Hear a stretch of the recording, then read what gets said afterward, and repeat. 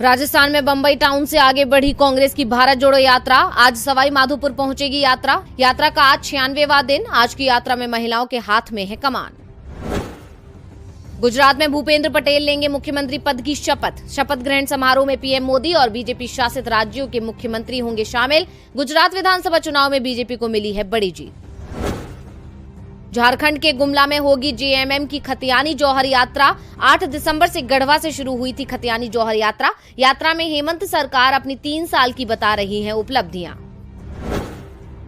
AICC की बैठक में शामिल होने दिल्ली आएंगे कर्नाटक कांग्रेस के सभी नेता। चुनावी तैयारियों पर होगी चर्चा। कर्नाटक में मई जून में हो सकते हैं विधानसभा के चुनाव। Sukesh Chandrashekhar money laundering case में बॉलीवुड अभिनेत्री जैकलीन फर्नांडीज पर लगे आरोपों पर होगी सुनवाई। दिल्ली पटियाला हाउस कोर्ट में चल रहा है मामला। कोर्ट से राहत नहीं मिली तो जेल जा सकती हैं जैकलीन। अग्निपथ योजना को लेकर आज सुनवाई करेगा दिल्ली हाई कोर्ट। केंद्र सरकार दाखिल कर चुकी है जवाब। केंद्र ने अग्निपथ योजना का किया है बचाव। सेना में भर्ती के लिए लाई गई है अग्निपथ स्कीम। लखीमपुर खीरी मामले में आशीष मिश्रा की जमानत याचिका पर सुनवाई करेगा सुप्रीम कोर्ट। केंद्रीय गृह मंत्री का बेटा है आशीष मिश्रा। लखीमपुर मामले में आशीष के खिलाफ कोर्ट में दायर हो चुकी है चार्जशीट। पंजाब नेशनल बैंक ने अपने खाता धारकों को किया अलर्ट। खाते का केवाईसी कराने के लिए आज अंतिम दिन। केवाईसी नहीं हुआ तो खाता हो जाएगा फ्रीज।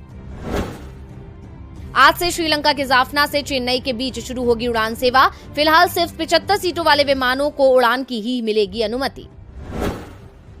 चक्रवात मंडोस के चलते दक्षिण में कई स्थानों पर आज भी हो सकती है बारिश। उत्तर भारत में भी तेजी से बदलेगा मौसम का मिजाज, गिरेगा। नमस्कार, दिन भर की बड़ी खबरों में आपका स्वागत है। मैं हूं अंशिता श्रीवास्तव। आज इस बुलेटिन में बात होगी हिमाचल में हुए शपथ ग्रहण की, भारत जोड़ो यात्रा के दौरान राहुल के नए अंदाज की। जानेंगे प्रियंका गांधी को मिली कौन सी बड़ी जिम्मेदारी। क्या राहुल गांधी को फॉलो कर रहे हैं पीएम मोदी। बात करेंगे आशीष मिश्रा पर लगे षड्यंत्र रचने के आरोपों की। तेलंगाना में एक्टिव हुई जांच एजेंसियों की। और बुलेटिन के आखिर में बात होगी गुजरात चुनाव में आपकी खराब हुई हालत की। लेकिन तमाम बड़ी खबरों से पहले एक नजर सुर्खियों पर। सरकार बनने से पहले ही गुजरात में शुरू हुआ दल बदल का खेल। आपके एक विधायक ने बीजेपी को समर्थन देने का किया ऐलान। 3 निर्दलीय विधायक भी आए बीजेपी के साथ।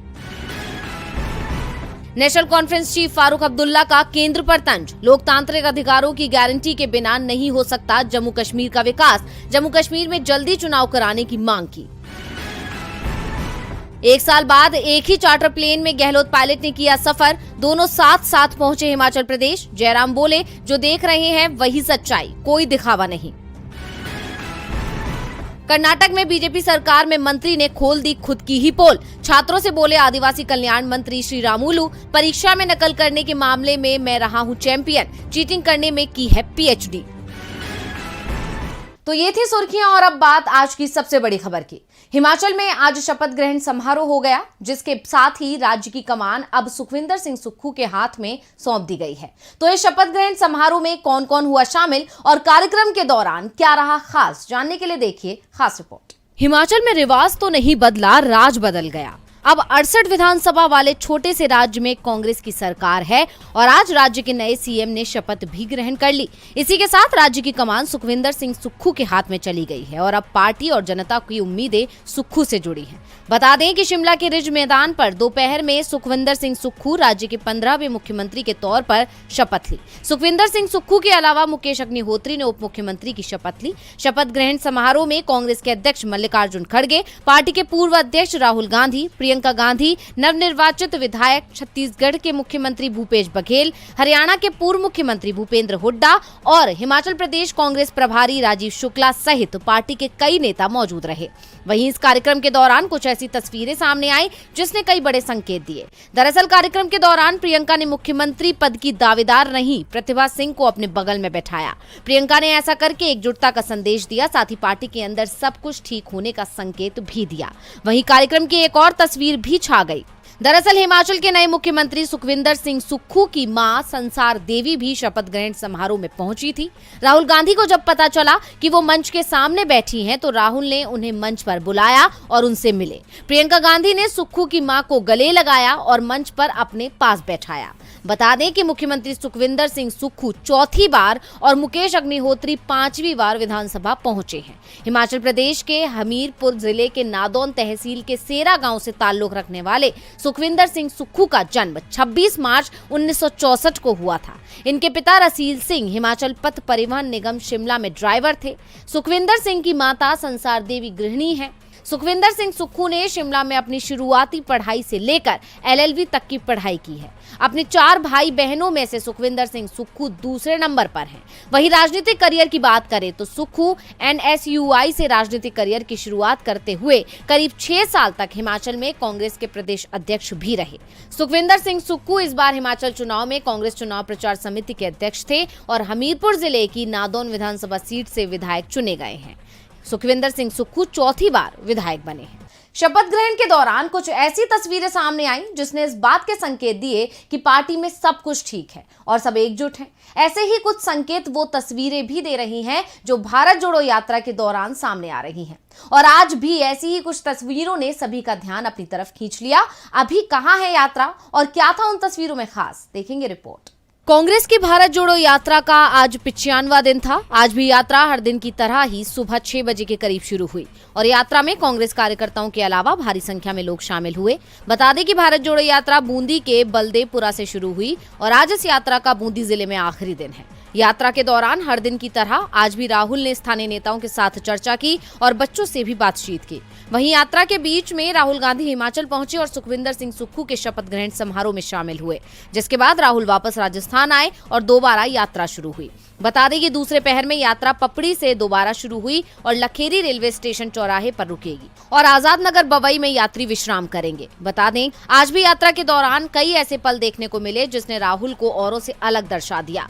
दरअसल आज राहुल गांधी बैलगाड़ी पर सवारी करते नजर आए, जिसका वीडियो कांग्रेस ने अपने ट्विटर हैंडल पर साझा किया। दरअसल राहुल गांधी ने भारत जोड़ो यात्रा के दौरान बूंदी जिले के लवान में कोटा लालसोट मेगा हाईवे पर आज बैलगाड़ी चलाई, जिसका वीडियो कांग्रेस ने साझा करते हुए लिखा कि आज भी गांव की सुबह बैलों के गले में बजते घुंघरू की आवाज से होती है। आज राजस्थान के गांव से एक ऐसी ही सुबह का आगाज हुआ। इसके अलावा भी भारत जोड़ो यात्रा को आज कई दिग्गजों का साथ मिला, जिसकी एक तस्वीर भी कांग्रेस ने साझा की।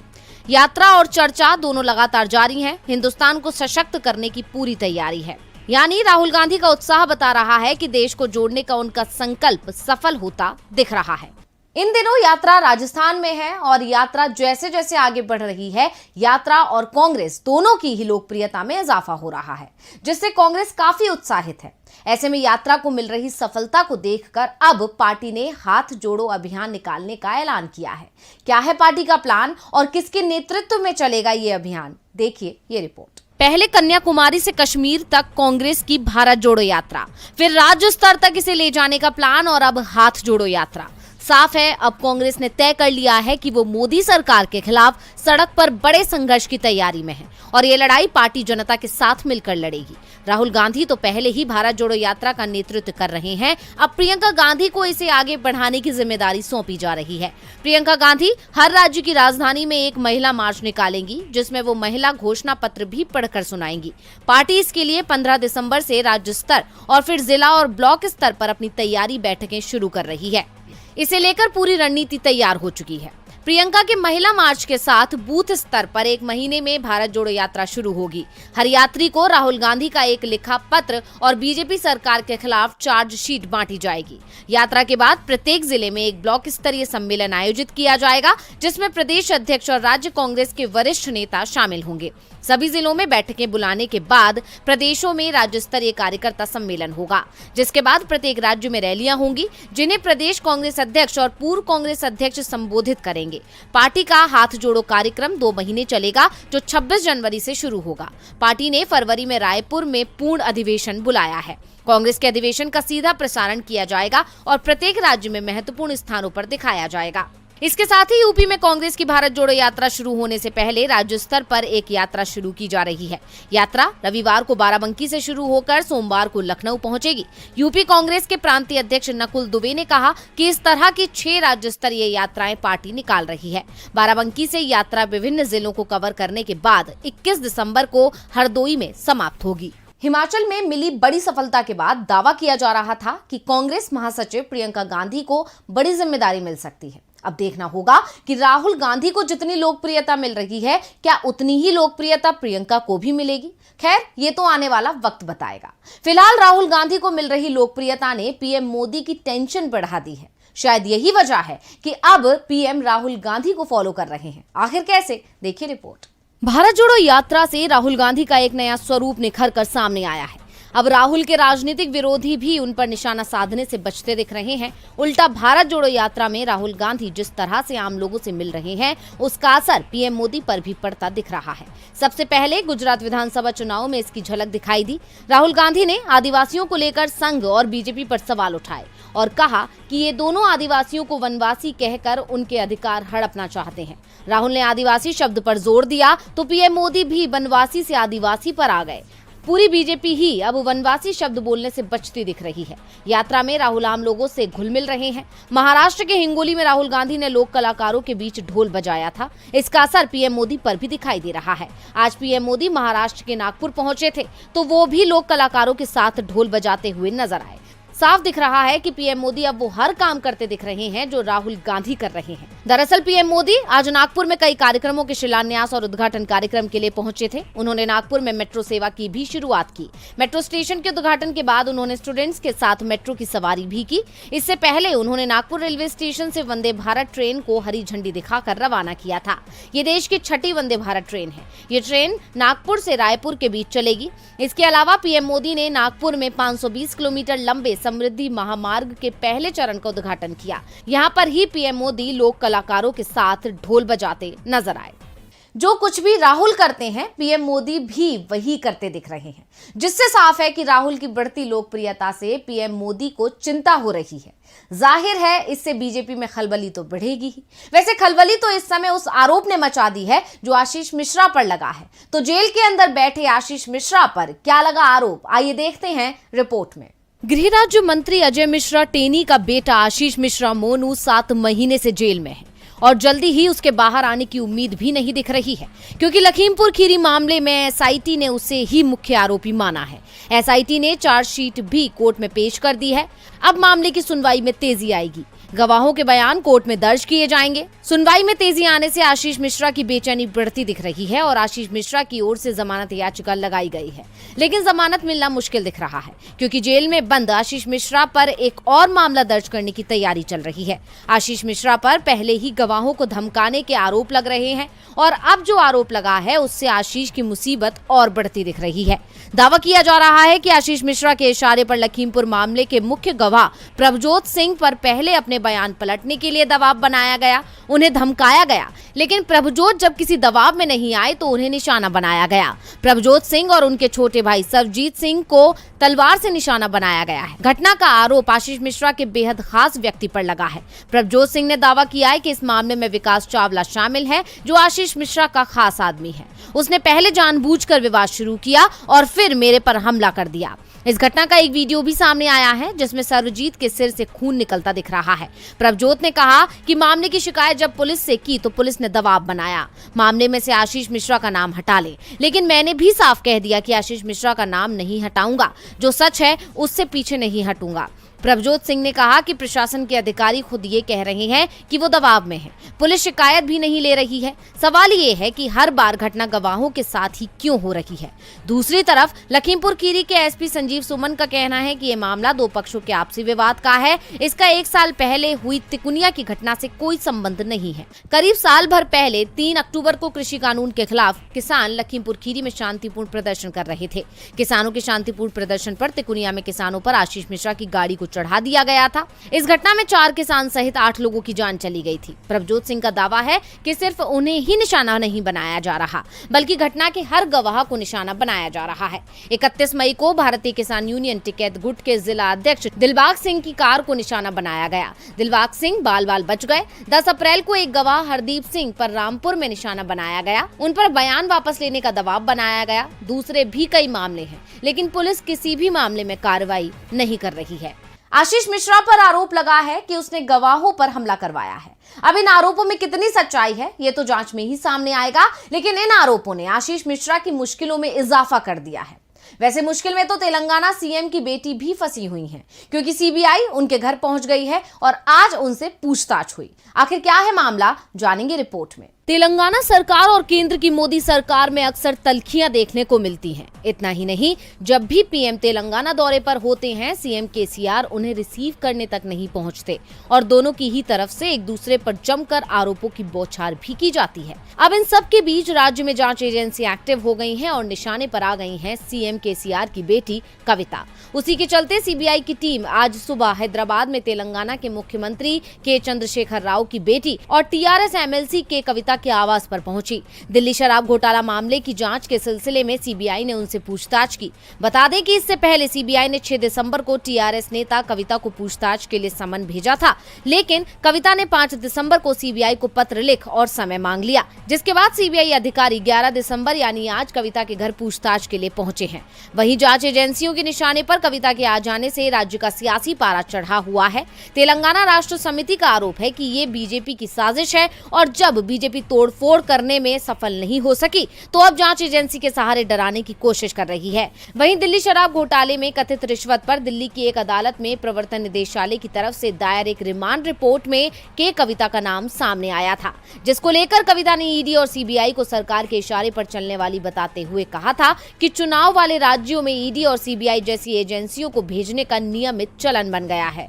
चुनावी राज्यों में मोदी के पहुंचने से पहले ईडी पहुंच जाती है।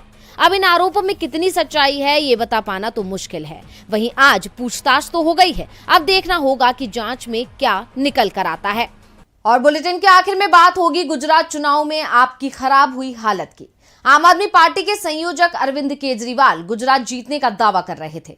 चुनाव प्रचार की शुरुआत से ही वो ऐलान कर रहे थे कि बीजेपी भागने वाली है। उन्होंने आपके 92 से ज्यादा सीट जीतने का दावा किया था, लेकिन जो परिणाम आए वो पूरे देश के लिए चौंकाने वाले थे और आपके लिए इन परिणामों ने उसके सभी दावों पर सवाल उठा दिए। अहमदाबाद, सूरत, बड़ोदरा, केजरीवाल जहां भी रैली करने जाते थे, दावा करते थे कि अब गुजरात में आपकी सरकार बनने वाली है। खुद को कट्टर ईमानदार पार्टी बताने वाले केजरीवाल ऐलान कर रहे थे कि उनके पास आईबी की रिपोर्ट है, जिसमें आईबी ने बताया है कि गुजरात में आपको 182 सीटों में से 92 सीटें आसानी से मिल रही हैं। जनता थोड़ा सा धक्का लगाएगी तो 2/3 बहुमत भी मिल जाएगा, यानी आपको गुजरात जीत रही है। केजरीवाल दावा कर रहे थे कि आईबी ने अपनी रिपोर्ट में माना है कि आपका समर्थन बढ़ता जा रहा है। इसी आईबी रिपोर्ट को लेकर केजरीवाल ने बीजेपी की हार और आपकी जीत का ऐलान कर दिया। कांग्रेस को तो वो 5 सीटें भी नहीं दे रहे थे और ये बात वो लिखकर देने को तैयार थे, लेकिन ये रिपोर्ट केजरीवाल को कैसे मिली और आईबी ने ऐसा कोई सर्वे कराया भी, इसका जवाब उन्होंने कभी नहीं दिया। जवाब गुजरात की जनता ने दे दिया, क्योंकि गुजरात विधानसभा चुनाव के परिणाम आए, उसमें आप 92 सीटें जीतना तो दूर, इतनी सीटों पर जमानत भी नहीं बचा पाई। पार्टी के 70% से ज्यादा उम्मीदवारों की जमानत जब्त हो गई। हार के डर से एक उम्मीदवार ने तो अपना नामांकन ही वापस ले लिया था, जिसके बाद आपने 181 सीटों पर ही चुनाव लड़ा, जिसमें से 128 की जमानत जब्त हो गई। प्रतिशत में आंकड़ा देखें तो आपके 70% से ज्यादा उम्मीदवार अपनी जमानत नहीं बचा पाए। सरकार बनाने का दावा करने वाली आपको सिर्फ 12% वोट ही मिले। चुनाव में किसी भी उम्मीदवार को अपनी जमानत बचाने के लिए वोटिंग का 6वां हिस्सा यानी 16.67% से ज्यादा वोट हासिल करना होता है। इससे कम वोट पाने वाले की जमानत जब्त हो जाती है। साफ है कि आपके सिर्फ 53 उम्मीदवार ही 16.67% से ज्यादा वोट हासिल कर पाए। चुनाव परिणाम के बाद भी आपको झटके लग रहे हैं। बिस्वादार सीट से विधायक भूपत भयाणी ने बीजेपी सरकार को समर्थन देने का ऐलान कर दिया है। आपके दूसरे विधायक भी बीजेपी सरकार का समर्थन कर सकते हैं। वैसे सिर्फ आपके उम्मीदवारों की ही जमानत नहीं जब्त हुई, दूसरी छोटी पार्टियों के अधिकांश उम्मीदवारों की भी जमानत जब्त हो गई। गुजरात चुनावों में आपने सबसे ज्यादा नुकसान कांग्रेस को पहुंचाया था, जिस कारण से कांग्रेस के भी 28% उम्मीदवारों की जमानत जब्त हो गई। तो आज इस बुलेटिन में बस इतना ही। देखते रहिए डीवी लाइव। नमस्कार। बिछ गई सियासी विसार,